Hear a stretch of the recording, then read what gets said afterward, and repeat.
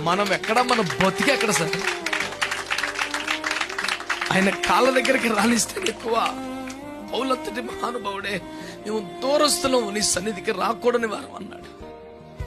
ఎక్కడ మనం కాళ్ళకాడ వండితే గొప్ప మనల్ని, మన బతుక్కి.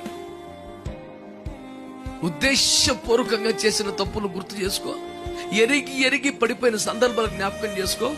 దేవుడు దుఃఖపడతాడని తెలిసి కూడా నిర్లజ్జగా బలహీనతను అంటి పెట్టుకున్న దినాలు గుర్తుపెట్టుకో. మనం ఎక్కడ, మన బతుకి ఎక్కడ ఉండాలి. అలాంటి మనల్ని కనికరించి ప్రేమించి, మనము కాదు మన లోపల మన పక్షంగా తాను ప్రయాసపడి, మన పక్షంగా తాను ప్రార్థన చేసి